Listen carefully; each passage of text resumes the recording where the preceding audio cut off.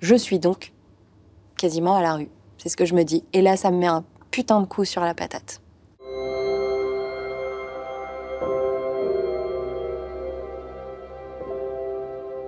Au moment où on m'apprend que j'ai un cancer du sein, j'ai pas vraiment conscience que tout va basculer, déjà parce que j'ai pas conscience de la gravité du cancer du sein. Je me dis que, je sais pas, que voilà, je vais traverser, que je vais traverser ça easy.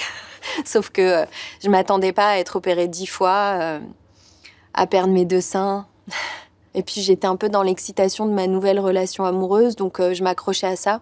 Et finalement, ça s'est pas du tout passé si facilement que ça, puisque d'ailleurs, en pleine chimio, j'ai quitté la personne avec qui j'étais à l'époque.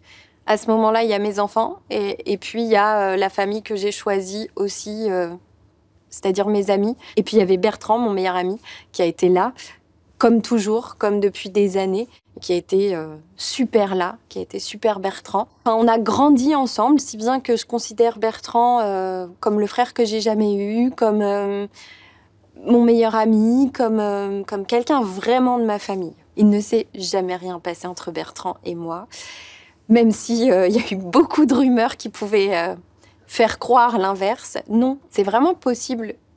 Enfin, en tout cas, je le vis comme ça, moi, depuis plus de 20 ans, de vivre une amitié homme-femme sans ambiguïté, en tout cas sans ambiguïté sexuelle.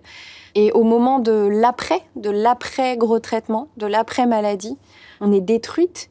Il faut se reconstruire physiquement, psychologiquement.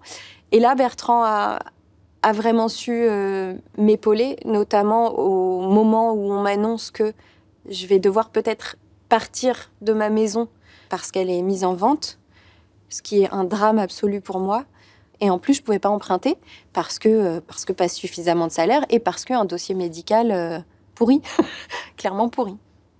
Donc j'en parle à Bertrand, à mon meilleur ami, en pleurant. Il me dit, vas-y, je vais vendre mon appart et je vais acheter avec toi. Pour moi, c'est la plus belle preuve d'amitié dans le sens où elle me sort vraiment de la merde.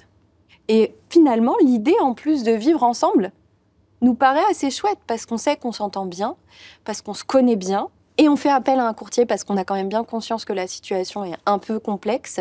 Ça se voyait clairement sur mes fiches de paye que j'étais malade, en fait. Et puis sur ma gueule aussi, puisque je mettais pas de perruque et que voilà, j'avais une tête de cancéreuse, hein, clairement. Je me sens vraiment handicapée. Mais je me dis, c'est pas grave. Il y a plein de femmes handicapées, bien pires que moi, et qui se battent aussi. Donc, il y a un moment donné, même pour montrer l'exemple à mes enfants, je veux pas lâcher l'affaire. Donc aujourd'hui, on vit tous ensemble. On attend même un très heureux événement, avec impatience, qui devrait arriver à la maison dans 2-3 semaines. C'est un petit chat. Ce sera notre bébé à nous. Est-ce que ce serait pas ça, le secret d'un couple d'amitié qui dure?